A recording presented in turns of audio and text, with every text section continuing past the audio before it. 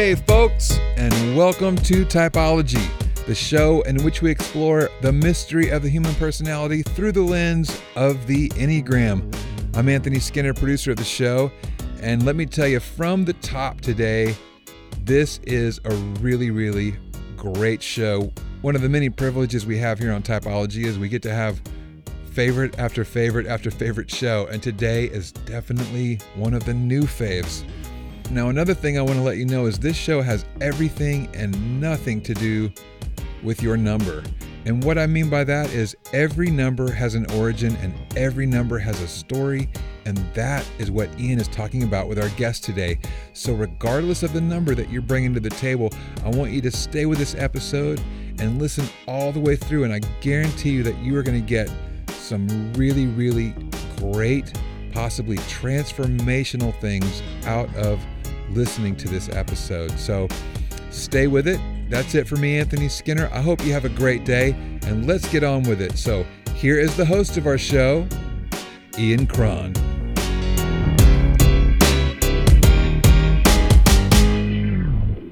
So, Ryan Stevenson, welcome to Typology. Thank you, sir. Yeah, I'm really stoked. Yeah, man, it's such a joy to meet you and to have you on board. And you began the show off. I asked you the question, like, what do you want to talk about today? and you said something really beautiful. You just said, I'd really just like to know myself more. Yeah, for sure. And how do you envision my and the Enneagrams being an assistance to you on that journey toward understanding yourself more? Mm-hmm. I think it really just kind of comes down to some of the tools, some of the elements of knowing your personality type and understanding a little bit more about what makes you tick and your idiosyncrasies and maybe your past and these things that have kind of led me to this very moment of my life. I feel like sometimes, and I'm speaking to myself, I overlook a lot of those things, and I don't even really know that they exist, or there is these tools or these specific pieces of criteria that would actually really help me be aware of. I wasn't even aware that this even existed up until a year ago. Right. And just kind of being on at this stage in my life, I'm getting a little bit older, and I'm starting to, I feel like, discover myself in a lot of different ways. I have a couple kids now, and we waited a long time to have kids, but I have 2 boys now, and I've been married for 16 years, and there's just a lot that has really played into a desire to just know myself more, and predominantly because of my past and how I grew up and things that have tormented me throughout my life. I think kind of a switch went off, and I just said I don't want to always go around those same cycles of dysfunction and those same old bends, even though I have experienced a great degree of healing and some freedoms in my life. There's still just some things that continue to torment me, and I feel like just starting to dive into the Enneagram and be more aware of things that just make us who we are, right, could be pretty helpful. Okay, that's great, man. And I think you mentioned to me coming in here, you're just about to turn 40, right? Yeah. And that is an inflection point. It is a season where I do think a switch goes off, and so much of the agenda of that first half of life is worn out. You've either answered the questions of that first half of life, like, am I adequate? Can I succeed? Can I do life well? Can I, if I were going to use a biblical allusion, I recognize that our audience isn't, not everybody self-identifies as a Christian, but I think this is a universal truth, right? You sort of spend the first half of your life in the parable of the talents, like trying to dig up all the things about yourself that you want to capitalize on, and and birth into the world, those unique things. And then, because there's a question like, can I do it? Mm-hmm. And you want to answer that question. In the second half of the life, it's much more like the prodigal son. It's more about forgiveness and the journey toward home, toward connecting. So it becomes really more a matter of the soul and the spirit in the second half versus the first half, which is more about, questions of adequacy. Does that? Oh, totally. Absolutely. I feel like when you say that, I can identify with that so clearly. I have spent a lot of time wanting to succeed and being ambitious and wanting to prove worth and to just show people that I'm worthy of their admiration. Right. If I'm being just real honest and transparent. But now, not that that's changed to a large degree, but I can definitely sense now it's like something has definitely began to switch in my mind, and it's almost like a sentimental. I can't quite put my finger on what that is. It's more of I have 2 little boys, and I'm a dad, and I want to leave a legacy for them, and I'm not so driven by looking cool, and because I think I'm kind of coming to grips with the fact that I'm just not the 22-year-old cool, young, hip-looking guy. I mean, I'm 40 years old. I'm 6'3" or 4", red-headed, white, pasty, freckly. Well, let's not take this too far. Yeah. I'm 5'7", and I'm all that. I'm short, and I have that problem. I'm coming to grips with I'm not visually appealing and cool. And hopefully, if that were the case, which I'm not sure it's as dramatic as you say, but if that were the case, that it's okay, that's what you are, right? Like that ordinary is all right. Yeah. All right, so let's go back because I want to talk about this stage of your life. And you mentioned coming in that you're uncertain if you're a 3 with a 4 or a 4 with a 3. We talked a little bit about it, and so maybe we'll kind of get there as we go along. You have you alluded to, and I don't know what it is yet, the sort of a background or a story. All I know is you grew up in Oregon and you were a paramedic for 8 years. Okay, that's basically what I know. Besides, writing hits and doing all that stuff. So, but the question is in as short a way as you can, just knowing that we have a set amount of time. Like, if you could describe the events and just the story of your life growing up, and maybe how that has affected your perception of yourself in the world. Sure. Well, I grew up in a tiny little farming community in Southern Oregon, out in the valley, surrounded by ranchers and farmers and dairy farms. And in that kind of setting, it felt like there was a pretty fine line of either wealthy landowners and ranchers and people who owned the property, and then there was the other side of the spectrum, which was the blue collar workers. And I felt like I was a family on the blue collar side. My dad worked for a dairy farmer. We lived in a 940 square foot single wide mobile home, which was what my parents could afford at the time.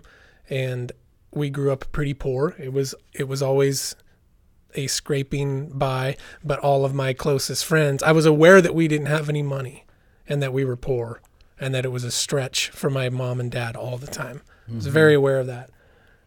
But all my best friends, all my buddies were wealthy kids. And so I felt like I was always caught in this place of definitely feeling less.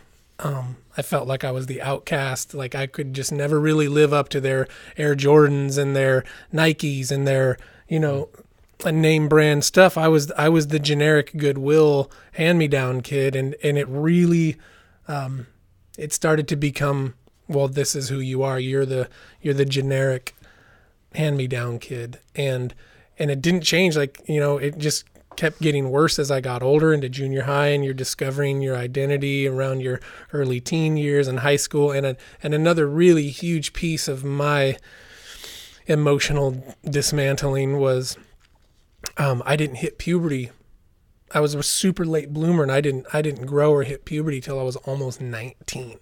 So I stayed the body physically of a 5th, 6th grade boy all the way to my senior year of high school. And just feeling, watching all of my buddies, watching everybody. And I went to a small little school. There was 54 kids in my graduating class. So I had 54 kids in my English class. So everybody, we were very, very familiar with one another. Very well acquainted. We knew each other's lives pretty intimately. And for them I felt like all eyes were on me. Everybody knew, well, Ryan is not growing, and it's embarrassing.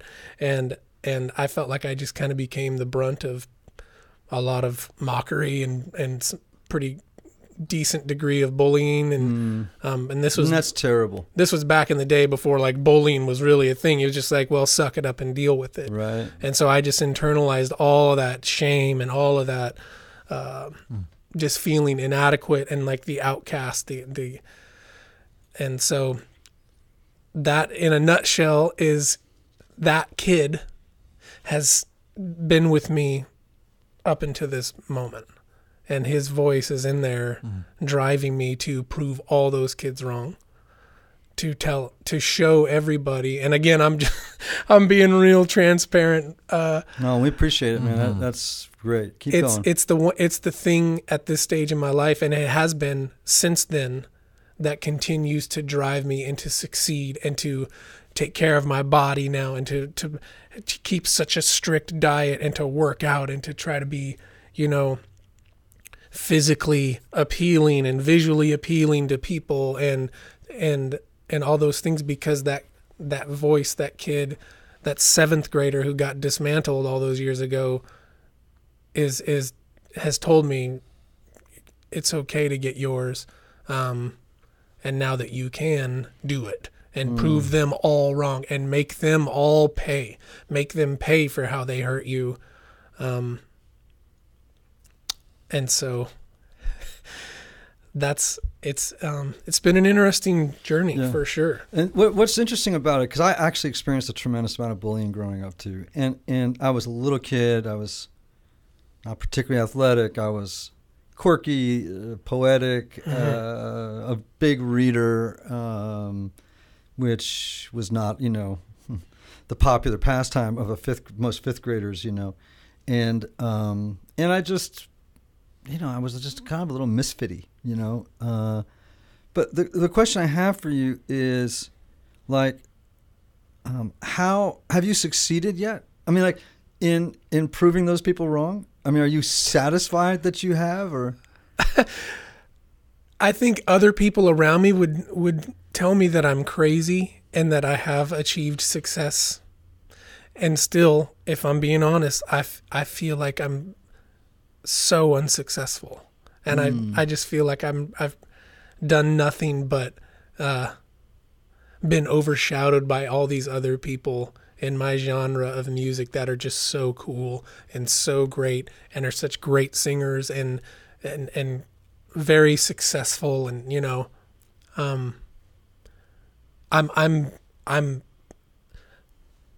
don't get me wrong, I'm very grateful and honored and so thankful for any success at this point in my life. And there's definitely been some amazing successes over the last several years. And I definitely, recognize that and respect it and love it, and I'm so thankful. And I can't tell you why I still feel unsuccessful. I still feel driven to just do more. Is it that you feel unsuccessful or still broken? Still broken, for sure. See, so it's interesting. Your language is both very 3-ish and very 4-ish at the same time. You're evidencing very strong features of both types. And this is really important for our people, because I think a lot of times people think, oh, it should be cut and dry. It should be very, very clear. And Ian or any other Enneagram teacher, if you can't help a person nail down their type in 20 seconds with your brilliant expertise based on your knowledge, then you somehow have revealed your weakness or your inability or your lack of mastery of the Enneagram. It's baloney. It really can take people a long time to figure out their type because it's very nuanced. It's very close. And as I mentioned to you earlier, that was my experience. I've seen it many, many times.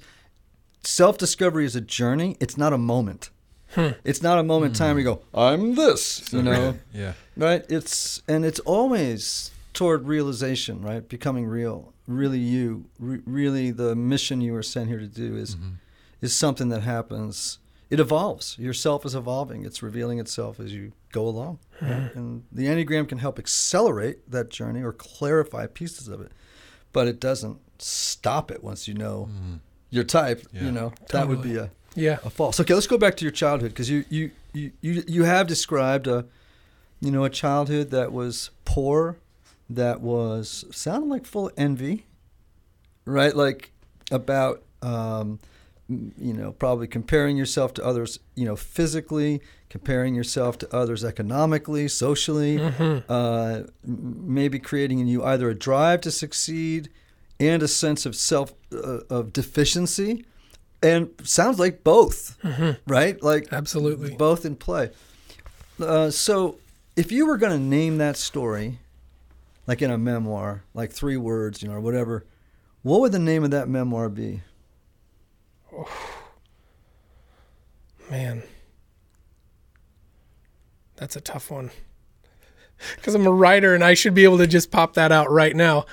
Yeah, it's interesting. Every time I ask this question, people look at me like they're a deer in the headlight, and so I'm going to give you a couple of seconds to think about it while I do an ad. Okay, because I think it's an important question. Okay. All right, Anthony. Yes. How you doing, man? I'm doing well. How are you know what I'm doing? going to talk about, don't you? Yeah. I'm going to talk about my friend Michael Cusick. Yes. Founder, leader of Restoring the Soul. Yes. What do you know about Restoring the Soul, Anthony? Are you asking me to do the ad? Yeah, come on, man. I'm going to prompt you. You've heard me do this before. He's a great dude, man. Well, yeah, he is. Michael Cusick. Had him on the show several times. Love him. Amazing therapist. Denver, Colorado. Restoring the Soul. 2-week intensives. What's not to love?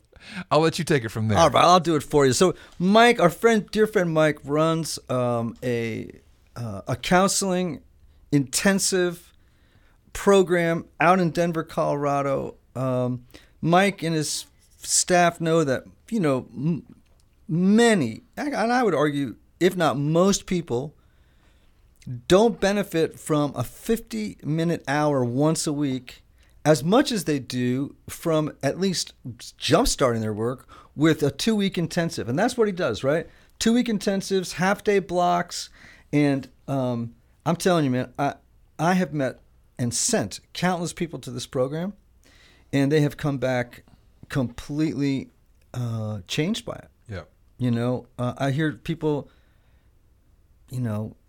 tell me about ways that saved their marriage, in ways that they could not have done if it had just been, a sprinkling of therapy sessions from time to time. I will say I know and love Michael, and I was envious when you got to go spend those 5 days with him. Yes.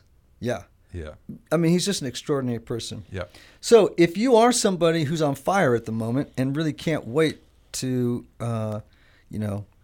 get your life together over a longer period of time, you really need a serious intensive jumpstart, you really need to get in touch with my friend Michael J. Cusick out there in Colorado at Restoring the Soul. And here's how you do it. You dial 303-932-9777. That's Michael's actual cell number. And he will pick up and talk to you about, what it would look like for you to come out there and spend a week or 2 with him, maybe alone, maybe with your partner, whatever. And if you are a listener to Typology, you could go to restoringthesoul.com/typology and get yourself a free PDF about how trauma may be affecting your relationships. So make sure y'all to check out restoringthesoul.com. And if you're feeling the need, get out there, because I'm telling you, it's a game changer. All right, back to you, Ryan. What's the name of this memoir? The story that of your life as a kid growing up until now, you think? Well, I came up with 2. Oh, good. No, but it would either be What You Don't See or Behind These Brown Eyes. Oh. what you don't see, and behind these brown eyes. Now imagine this was a novel, for example, this story. What would the kind of the, like, let me put it this way. The story that I heard was actually in something you said. So I don't want to name your story, right? But I would have, if I were your publisher, I would say, well, maybe here's another idea for a title. Hand Me Down Boy. Hand Me Down Boy. Or just Hand Me Down. How does that land for you? Like truth. So here's a thought for you, an idea I have for you. Or I'll start with a question. Have you ever felt like you were stuck in a story have you ever felt like you are stuck in the wrong story? Yes. To unpack that for me, help me understand that. I have felt at times, I feel often that I'm,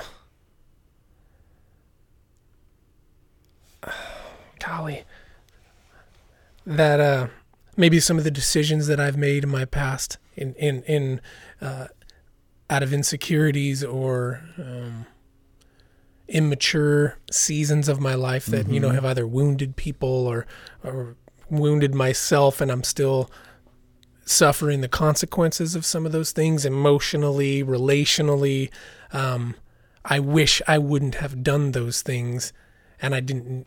It was like those things didn't need to happen, and now, years later, I wish that wasn't a part of my story. Okay, so does that make any sense at all? Mm-hmm.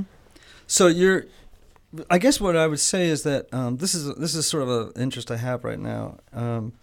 That I think that our Enneagram types. I think every person, right, has a story that they concoct in childhood, very, very early, that begins to make sense of their lives. We have to make sense. We have to find meaning, right, out of what's happened to us, right? And in order to do so, we develop narratives, right? And what we often do is we point to specific incidents in our lives that become emblematic of the whole, right? And we string them together like pearls on a string, right? And that becomes the plot of our lives. And we interpret those stories in a particular way. Like this string of stories, if I were to add them all up, tells the story of the guy behind the brown eyes, or the hand-me-down boy, or, all the different names of the memoir you might come up with. You had another one, I can't remember. What was the other one that was? What you're not seeing, what you don't see. Right. So, and in many ways, I want to ask you the question, is that the true story of your life? Is that story true? It feels true to me. Great answer. Now, because it feels true, it doesn't make it true. It just feels true. The question is it true? Is it really true? Is the story of the hand-me-down boy who's deficient, who needs to catch up with everybody's, success, and as you reflect on that whole journey, you've been telling yourself a story, a 4-story or 3-story. We haven't kind of fit a 3 or 4 story for a long time. The question is the story you've been telling yourself and others about who you are true? I don't know. I don't know. It's a great answer. And that's embarrassing that I literally can't say, no, it's not true. Because I want to, of course it's true. But as we unpack some of this. Right. Okay, so let me put it to you this way. We can't revise history. Those things actually happened. They are facts. You did this, they did this to you, this has happened. You know what I mean? Like, all those things are facts. Can't change that. That would be psychotic. But is your interpretation of all those things true? And what they mean about you in the world? Probably not. Probably not. Now, that's an amazing statement. So good. Right? I mean, that's an amazing revelation in some ways. I don't want to thrust that onto you as something amazing. But I bet you if you think about that today or for a couple of days, like, is the story that I have written about who I am and the way the world is based on these events of my life, beginning in childhood through today, and the conclusions I've reached about who I am as a human being, are they true? Is my interpretation of that whole thing of my life, is it true? You're smiling at me like, where are we going? This is where we go. So right where we are right now, yes, sir. What are you feeling and thinking?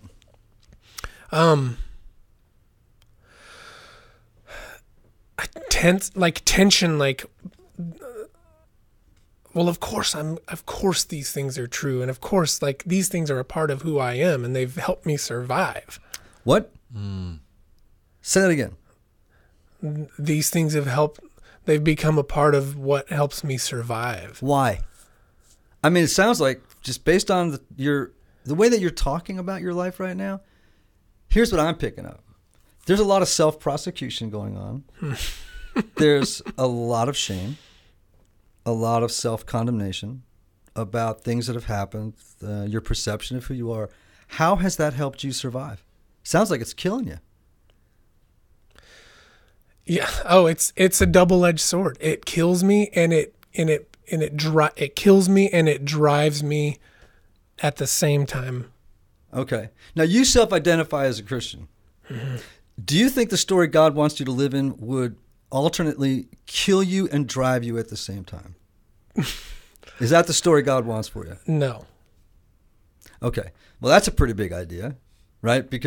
But you are saying that the story is helping you survive, when isn't the purpose of life to live, not survive? Mm-hmm.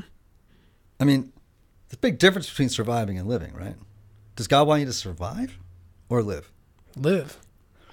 That means, now this is training to me, right? Like, that means the story you're living has to be revised, or your interpretation of that story. And you have freedom to do this, by the way. The story you're telling yourself, you can change the way that you read it and interpret it, and therefore how you can change the identity. This is maybe as part of what new creation is. Like, you can reinterpret the story and exit on the other side of that with a whole different view of yourself in the world. Living, not surviving. Yeah. That's a fascinating idea to me. I'm in tears over here. That's beautiful. Man. Well, so good. I think it is true. And I think if you think about it, let's go back to the Enneagram for a minute, right? Like, these are stories. That's just a story. And what if the story's not true? What if you're not deficient? What if you're not hand-me-down boy? What if you're not the hidden guy behind the brown eyes that no one should see, for God's sake, or I'll be death by a million shames. You know what I mean? Like, how would your life be different if that's the truth? Huge. Like, I wouldn't have chest pain. I wouldn't feel anxious all the time about, I feel like I would just experience such a degree of freedom and lightheartedness and breathe. So what I'm hearing there is you would experience a deeper, maybe for the first time, sense of self-friendship. Yeah. A sense of your life moving toward meaning, not just let me get to the finish line and, then pass on to some other glory. But, in the meantime, let me just slog through this thing with a lesser story. That's a lesser story. If I know that there's people who don't like me, it makes me not like me. Does that make sense? Sure. Like, if I know that there's people who are bent out of shape with me, or that I've wounded, or that think I'm whatever, I agree with it. Sure, because it's reinforcing and affirming the story you've been telling yourself for so long, right? And it steals all my joy and peace. Right. And then I have these moments where I'm like, no, wait, I'm telling you, I do have moments of absolute clarity and peace where I'm like, you know what? That is a lie. And then it gets overshadowed and buried when there's a trigger of guilt or shame or inadequacy, criticism. Like if I'm criticized at all on any level, like for example, if I hand in a song and as a songwriter, these are like my babies. I just dumped my heart and soul and my passion and every ounce of just feeling into this song. Mm-hmm. And I hand it off to somebody to say, what do you think of this song? And to me, it's like, here's my baby and it's beautiful, right? And they say, no, it's not. It's like the walls come crumbling down, and just that, like criticism telling me that I'm not good. It's just like lighting a stick of dynamite, and it validates everything I've believed from 7th grade. It validates the story. It perpetuates the story. The story was birthed, and it has remained sustained by your interpretation, right, of all the events that came before it. And it's like, well, here it is again. Yeah. Here's the hand-me-down boy again. I handed it in, and I got handed down. Yeah. You know what I mean? Totally. But what if you could interrupt the circuit on that story and actually begin to say, it may feel true, but it's not true? I would love that. Yeah, me too. And for you and for me, right? And I think one of the gifts of the Enneagram is it can provide you with some clarity about the story you're living in right now, how you can keep what's best about you, the wheat, and then figure out a way to throw out the chaff, right? Because I would say that the key to enduring change is you have to change the story you're living in. Mm-hmm. And it sounds to me the story like you're living in, which sounds right now, we've gone from 3 to very 4-ish in feel. I'm not saying that's what you are, but that's what the feel is, right? Mm-hmm. All this shame, sense of the triggering of shame, easy triggering of shame, brokenheartedness of it sounds like you, at least at this moment in your life, you're spending a lot of time living in the past, looking over your shoulder. Mm-hmm. That's very 4.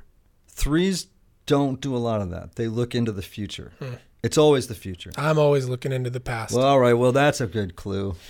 You know what I mean? If my wife were sitting right here, it's probably her biggest frustration with me. Really? Tell me more about that. Is because she just says you live in the past and you won't move on from hurt. And you just live in it perpetually. So are you addicted to your suffering? I don't know. What an amazing question. I would love to never, I hate suffering. I would love to not suffer. But as you talk about that, like it's such a familiar thing that it almost feels better to get in there and like, okay, well, at least rethinking about those heartaches and that stuff feels so comfortable and familiar, almost like a friendly place. Completely. And a question you might, ask yourself as you do your Enneagram work, as you think about who you are, is who would I be if I wasn't suffering all the time? Like, because a lot of times the 4s, by the way, the things they suffer about are actually camouflaging what they really should suffer about. You know what I mean? It's like they get sort of hung up on the story of my suffering, and then what actually is it's really hiding what the true suffering is that they're really afraid to look at. So it's really not really the present. I'm not saying that isn't a source of suffering. It's just not the primary. That's a little bit deeper. Gotcha. You told me when you came in that you've just started counseling for the first time in your life. Would you be willing to share, one, what brought you to that place, and then secondly, what it is that you'd love to resolve, or what are you looking for in counseling? Well, I feel like what brought me to that place was just talking with some friends who have been in counseling, who have really encouraged me. Friends who know me pretty intimately, like, buddy, you would really benefit from this. Like, this could really help you, just because we know you so well and we love you, and we just see the tormenting things going on with you. How did they see it, can I ask? What you've just recognized, like, just this narrative, this, like, condemnation, self-condemnation, just feeling inadequate, feeling like I don't measure up, like, and that's not an act. Like, I genuinely know that I walk into every environment thinking I don't belong here. Again, very four. Did you hear that? I don't belong here. You walk into situations and that's your immediate thing. And it's coming out of a story from the past. A story that you naturally, and you shouldn't condemn yourself for this, every human being has to find meaning in the experiences and the events that happen to them in their lives. Because you have to, if you were unable to, if you were in my office, I would begin to suspect that you were exhibiting some schizophrenic qualities. Because that's essentially, you would not have a coherent story of self, right? So this is clearly not the case. So you have strung together stories. And by the way, I would bet that if you were to name to me the 4 or 5 incidents of your early childhood that helped form that story for you, all of them would be negative. You're nodding at me and smiling. Is that? For sure. And do you know why, by any chance? Or what? Why? I mean, like, for example, why didn't you string together the 5 great things that you experienced growing up, all of which would have formed a more positive view of who you are? I don't know. Because all of us have a negativity bias. All of us tend to remember those things about ourselves that are negative.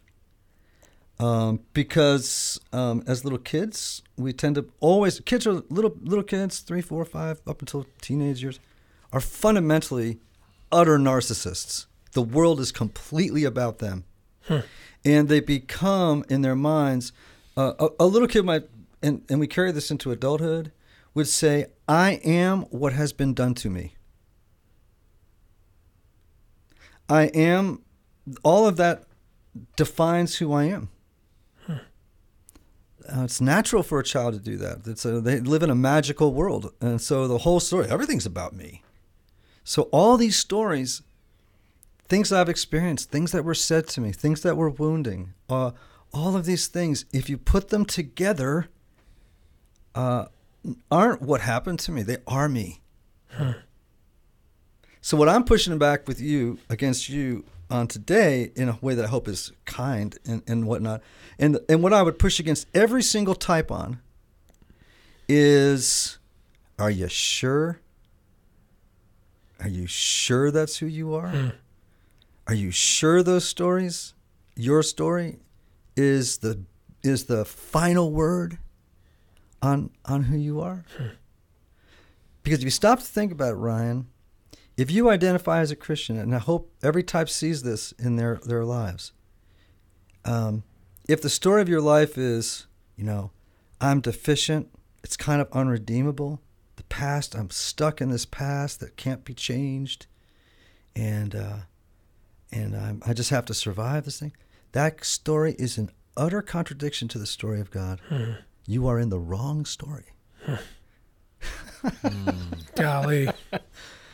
I mean, is that a redemption story?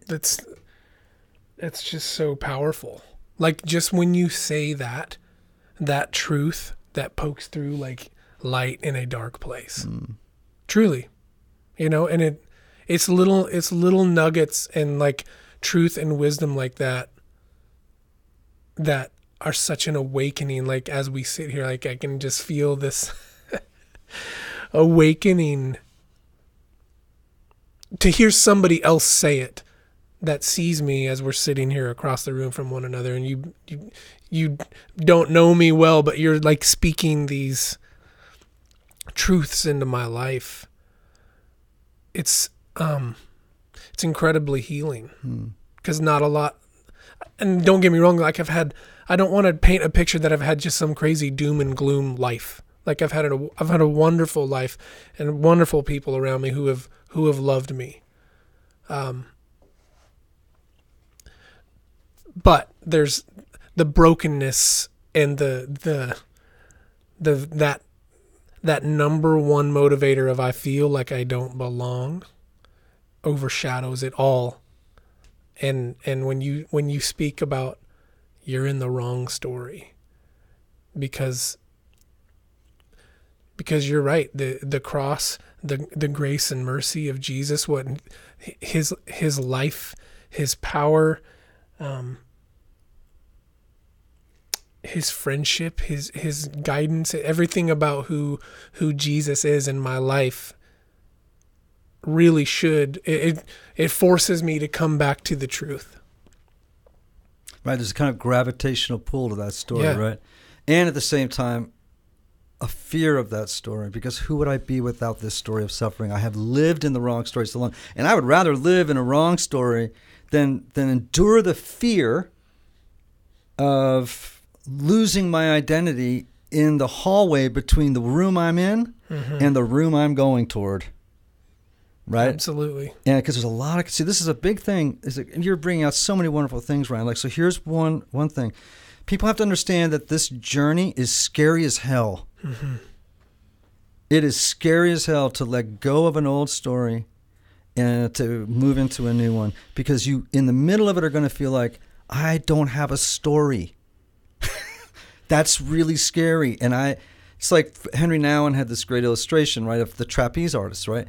A trapeze artist once told him, who he interviewed, right, that there is a moment when you're swinging and you have to let go. And if you don't, you'll miss the moment when the catcher, right, with their hands outstretched, right, you'll miss that moment if you let go late, right? Or he said, but the scariest moment is when you let go and there's this half a second moment and you're in midair holding nothing before you can grab the other one.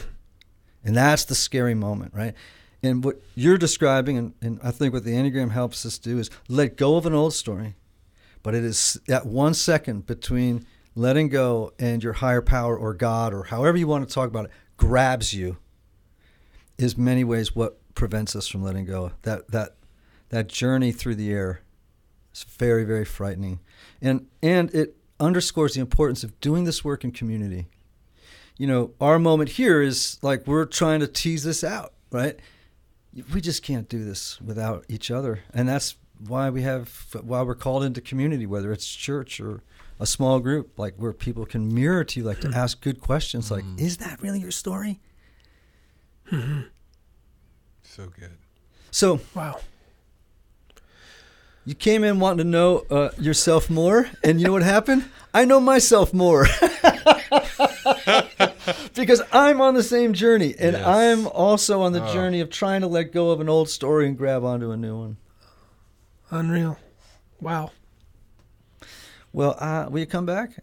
Of course. And you can report in on where you are. I would love it. And so, just in conclusion, maybe as all of us leave listening to this episode, right, regardless of type, to reflect on, how did I end up in this story? Is it true? Do I want to stay in this story? Do I want to die in this story? Do I want to take responsibility and recognize that I have the power and the agency and the freedom to let go of the old lens or interpretation I have of all that's happened to me and all I've done? I can't change the facts of it, but I can change the way I have interpreted it. Is it possible, for example, Ryan, that you are not a victim, but maybe a hero? Not a villain, but a guide. Those are very different ways of seeing yourself. And by the way, nothing's stopping you from seeing it differently. I wonder if God sees your story the same way that you do. Anyway, typology friends, I'm going to close today with a different quote. It's Mo Willems. I think I quoted this a couple weeks ago on the Don Miller podcast. It's one of my favorite quotes. He says, if you find yourself in the wrong story, leave. That's beautiful. All right, people. We'll see you next time. Or actually, we'll be in conversation with you next time. Ryan Stevenson, how do people learn about you? Tell them that. My goodness. Really easy. You can find me anywhere on Facebook, Twitter, Instagram. My website, ryanstevensonmusic.com, or any of those other ones, at Ryan's Music. Awesome. Anthony? Yes, sir. Be yourself. Everybody else is already taken.